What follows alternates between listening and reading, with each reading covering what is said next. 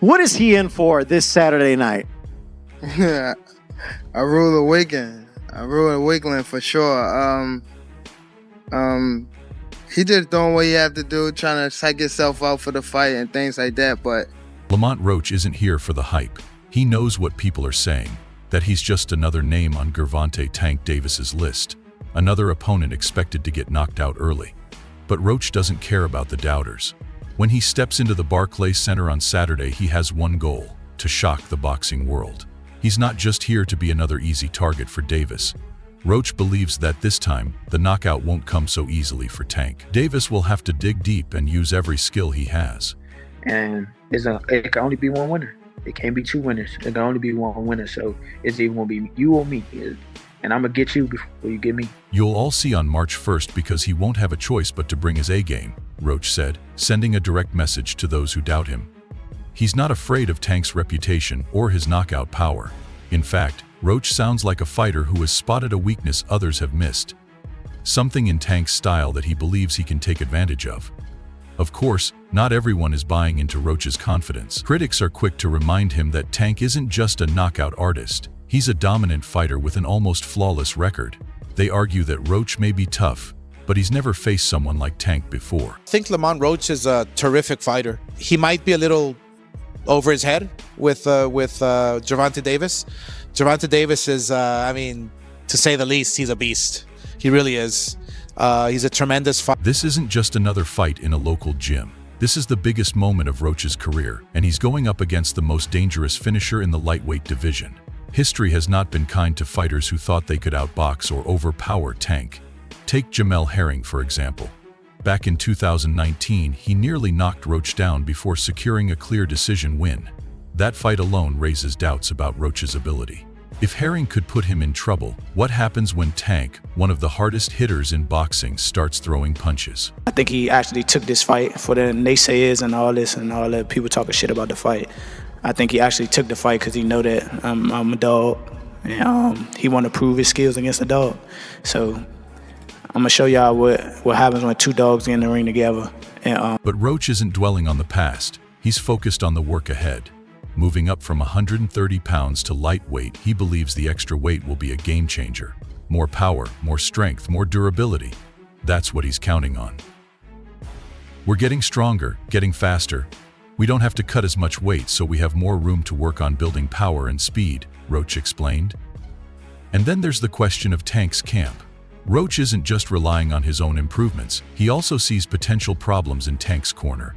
Calvin Ford, the longtime trainer who's been with Tank throughout his career, won't be there on fight night. Roach and him back and forth battles and whatnot. It's going to be a pretty interesting fight, you know what I'm saying? Because Roach he come to fight. I mean, I think it's a great fight. Everybody talking all that stuff about, why Roach? Because he signed and took the fight, you know what I'm saying? And it's good for the community. More than likely it'll have an impact, Roach said when asked about Ford's absence. It's kind of strange. He's been with his trainer his whole career, and now he won't have him in his corner? That might make a difference. As dominant as Tank is, he has a pattern. He starts slow, often falling behind on the scorecards, then relies on his power to win. It's worked every time so far, but what if Roach can avoid that big punch? What if he builds an early lead and drags Tank into deep waters? That's the plan Roach is betting on.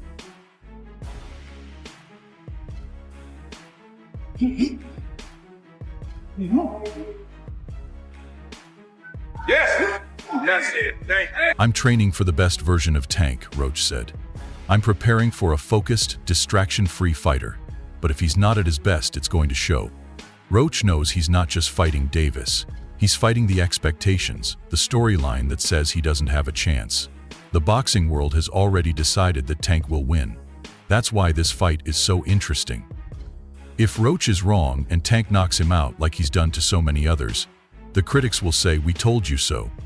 They'll claim Roach never had the skill to compete at this level. But if Roach is right, if he exposes Tank's weaknesses and turns the fight into a battle, everything. Great, man. I've been working my ass off.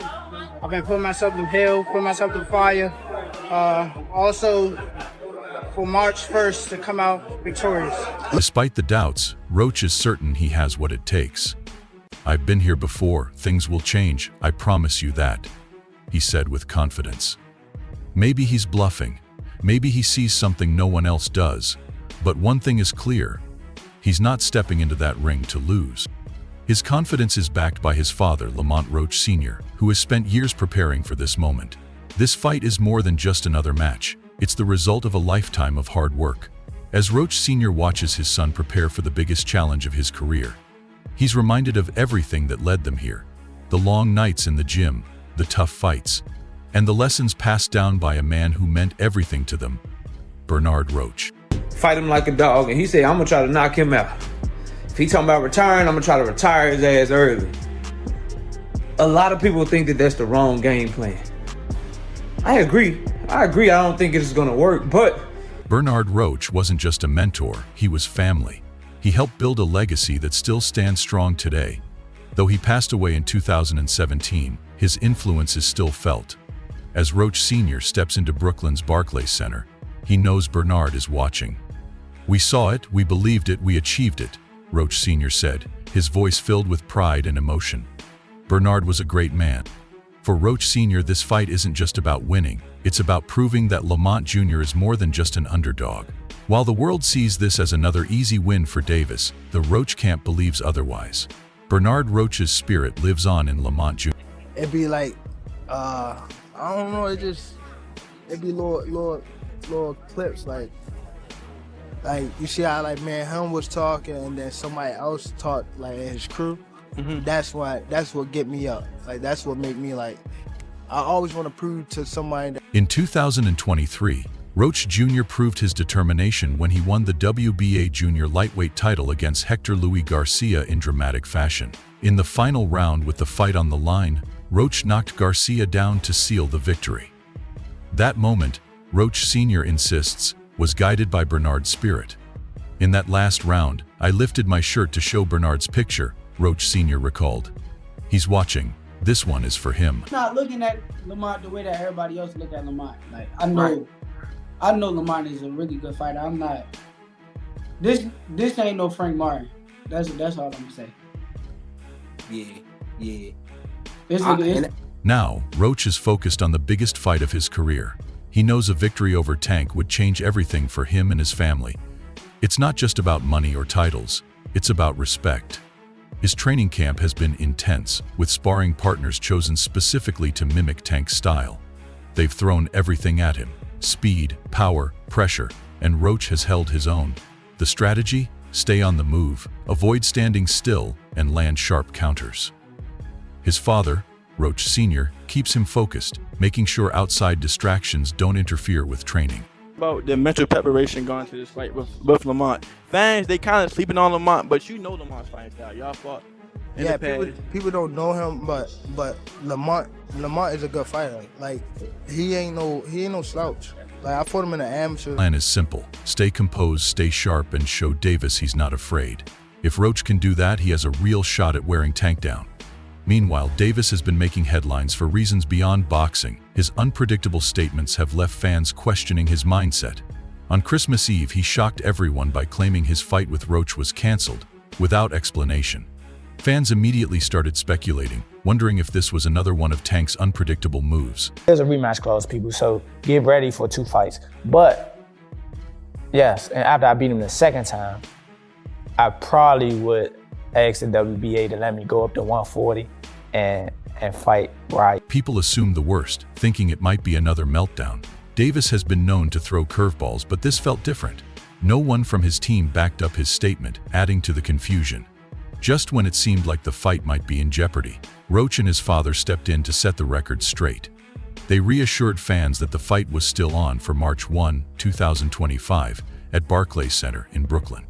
Despite the brief uncertainty, both fighters are now fully focused. With the fight drawing closer, the stage is set for one of the most anticipated showdowns in boxing. 13.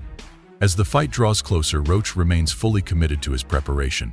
His training camp is in full swing, and he's approaching this fight with the professionalism it demands. Meanwhile, Davis looks to be in top shape, already close to his ideal fighting weight. Some fighters, like Keyshawn Davis, tend to bulk up during camp before cutting down drastically to 135 pounds. But Tank doesn't rely on extreme weight cuts. He's a natural lightweight, not someone trying to manipulate the system by shedding pounds at the last minute. 14. One of the biggest questions surrounding Davis right now is the absence of his longtime trainer Calvin Ford. Ford has been a key figure in Tank's career, and his disappearance from the scene hasn't gone unnoticed. Fans and insiders are wondering whether the two have parted ways for good. Leonard Ellerbe, a close associate of Davis, shared his thoughts during a discussion on the Laboratory podcast with Plaz. He also spoke about Tank's recent announcement that he plans to retire after 3 more fights. I understand where he's coming from. Things change when you have kids. It completely shifts your perspective, Ellerbe said. Yeah, man. I mean, it's going to go. Tank going to be losing the first 3 rounds. Then he's going to download the data. Then he going to knock this dude out in round 7 or 8. Then he going to do the backflip. Then Jim Gray's going to get in the ring, or Caleb Plant's wife, and say, who do you want next? And Tank's going to say, I want all those guys. And they're going to go to the press. Ellerbe also pointed out that Davis sees things differently than he did 6 or 7 years ago. If he says he's retiring, we all heard him. But no matter what you accomplish, it's never enough for some people, and that can be frustrating, he explained. The pressure from fans and the constant demand for more fights can take a toll. Ellerbe acknowledged that fighters have personal lives beyond boxing, but fans often don't care about that. People want you to keep fighting, but they don't think about your health afterward, he added. No one's been able to solve Tank Davis. What do you need to do together with you and your team and obviously your son to score that victory? We got a game plan. We're going to execute it, and we're going to get the results. Move ahead, bob and weave. Davis may be at the top of the sport, but there's no shortage of hungry challengers coming after him. Fighters like Andy Cruz, Edwin De Los Santos, and Keyshawn Davis are all looking to take his spot. Tank knows these would be tough fights, and he may not want to put his body through that level of punishment at this stage in his career. Ellerbe also spoke about the harsh realities of boxing and its long-term effects on fighters. Be a party on your floor. I'm gonna let y'all know something. His father was up here shaking on the what's the name? He was shaking on the Thank everybody that played a part in it. My team, Roberto Diaz, Gary Jonas. On my kids, he was shaking on this thing. On my kids, he was shaking. How you gonna say his cap? And it gotta be. Gonna say his cap? Boxing is brutal. A lot of past fighters were taken advantage of and ended up with serious health issues, he said. I understand the mindset of wanting to make your mark and then walk away. Everyone has different goals in life. With Davis's retirement announcement hanging over the sport, the big question is whether it will actually be permanent. Ellerbe hinted that Tank might not be done for good. Given his popularity and earning potential, it wouldn't be surprising if he returned in 6 to 12 months for the right payday. If a high-profile opponent comes along, the temptation to step back into the ring might be too strong to resist. My whole family is from D.C. My whole family, like my entire family. Don't bring them. Don't bring them. For what? Don't bring them. I'm telling you. They gonna celebrate with me. Don't bring them. It's gonna be a party on your floor. I'm gonna let y'all know something. His father was up here shaking on the what's the name? He was shaking on the pops. On my kids. Premier Boxing Champions recently released a behind-the-scenes look at Davis's preparation called Gloves Off. In it, Davis opened up about his biggest fear, not losing, but being embarrassed. I just don't want to look bad on fight night. My biggest fear is being embarrassed, especially in front of all these people worldwide. Then you become a meme.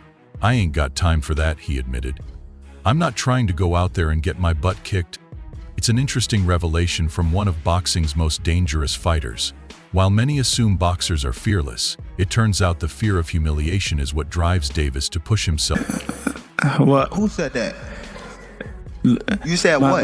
You said what? Yeah, that's why I've been waiting for the niggas to talk. How much you want back?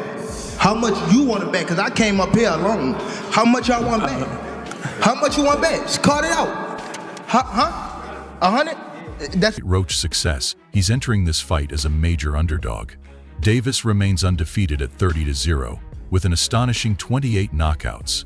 He's built a reputation as one of boxing's most powerful punchers, but Roach isn't backing down. Mentally, I've got a chip on my shoulder, he said. This feels just like the Hector fight. Y'all got me messed up. Count me out if you want. You'll see. Roach knows that most people don't believe he has a real shot against Davis, but that only fuels his determination. What do you think? Drop your thoughts below and don't forget to subscribe for more updates.